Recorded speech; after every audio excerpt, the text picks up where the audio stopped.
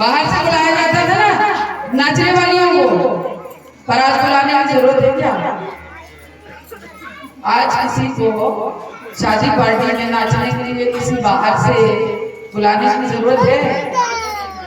नहीं है, क्योंकि हमारे पास नाचने के अलावा कोई काम ही नहीं है।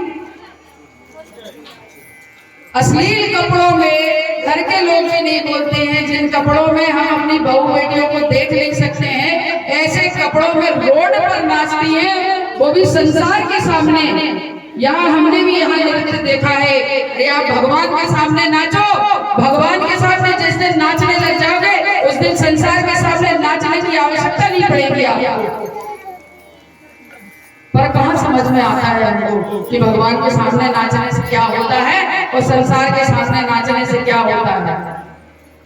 बहुत सारे शब्द ऐसे हैं जो व्यासपीठ से बोलने के लायक नहीं है, परंतु इस तरह से जो बारातों में हमारे घर की बहू बेटियां जो नृत्य करती है ना, वो नृत्य एक समय पर शहर से बाहर रहने वाली जो नाचने वाली हुआ करती थी वो करती थी, जिनको पैसे दे करके बुलाना पड़ता था। परंतु आज फ्री में नाचने वाली हमको मिल जाता है। इसलिए ध्यान रखें कि हमारे घर के लोग नहीं देखते हैं उसको। जब आप रोड पर चलती हैं तो जमाना आपको देखता है, तो जमाना जिस नाचने वाली को देखता है उसको क्या कहते हैं ये कहने की आवश्यकता नहीं है।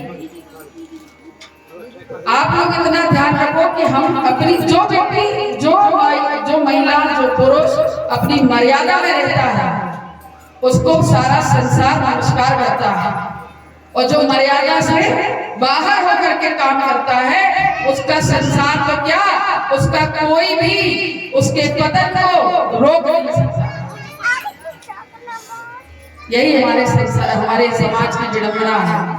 इतने आदर्श हमारे वेद शास्त्रों में, हमारी रामायण में, हमारे महाभारत में, हमारी भगवत गीता में, हमारी श्रीमद् भागवत जी में इतने सारे उदाहरण हैं इसको लेकर के। पर हम कथा में आते तो जरूर हैं, पर हम उसको हृदय में नहीं बिठाते हैं। भगवान राम ने जब धनुष तोड़ा था तो हम जिस तरह से आज मेकअप करते हैं ना पार्लरों में जाकर के, वो पार्लरों में पूरे षड्यंत्रों के माध्यम से मुस्लिमों ने अपने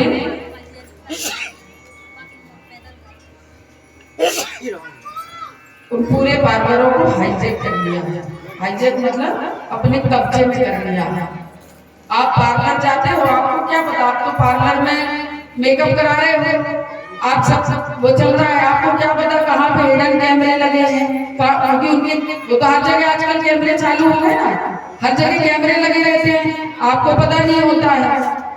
आप तैयार होने नहीं, आपकी पूरा वीडियो बन रहा है वहाँ पे पार्लरों के अंदर, और वो वीडियो कहाँ जाते हैं, उनका क्या उपयोग होता है हमको नहीं पता, पर मुझे पता है, आप लोगों को किसी को नहीं पता है ना।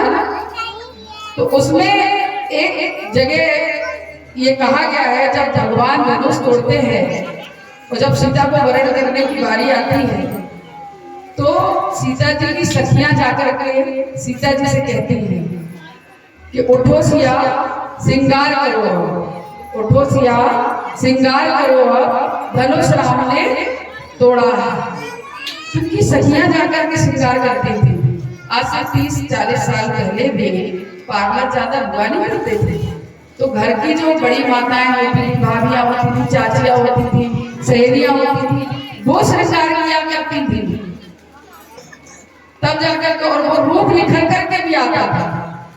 पर आजकल तो ये होता है कि आज जाकर के पार्लर से तैयार होकर क्या हो, और अगर भगवान न करे रास्ते से आ रही हो, बारिश हो गई तो घर का आदमी भी नहीं पहचान पाएगा आपको, बच्चे डर जाते हैं, सूर्पणखा जैसे हम तैयार होके आ जाते हैं। तो हमें सूर्पणखा नहीं बनना है, हमको क्या बनना है, सीता बनना है ना। सीता जगत जननी माँ है और उनको जगत प्रणाम करता है, और सूर्पणखा का क्या होता है, सूर्पणखा को लक्ष्मण जैसे ब्रह्मचारी आकर के उसके नाक काट देते हैं। इसलिए आप लोगों को सूर्पणखा नहीं बनना है। क्या बनना है? क्या बनना है? सीता। सीता बनना है। आजकल की जो बहू बेटियां हैं वो बिंदी हटा देती है। बिंदी हटाना मतलब मॉडर्न बनना। पूरी तैयार होगी पर बिंदी नहीं लगाएगी। अरे तो बिंदी नहीं लगाएगी तो तुम कौन बन गई थी? भाई सनातन धर्म में तिलक का मतलब है ना, तिलक का मतलब है, सिंदूर का मतलब है, आपके मंगलसूत्र का मतलब है, चूड़ी का मतलब है, आपकी बिछिया का मतलब है, पायल का मतलब है, कमरबंद का मतलब है। हर चीज का एक विज्ञान की दृष्टि से भी मतलब है और शास्त्र की दृष्टि से भी अलग अलग चीजों के अलग अलग महत्व हैं। उन महत्वों को पहचाने। और आज यहाँ जितनी भी ये जो बेटियां बैठी हैं, बहुएं बैठी हैं ना, बड़ी सुंदर। 7 दिन से यही नजारा देखने में आ रहा है, 6 दिन से। और इनकी सासों को बहुत बहुत धन्यवाद, बहुत बहुत साधुवाद। और इनकी माताओं को जिन्होंने ऐसे संस्कार इनको दिए हैं।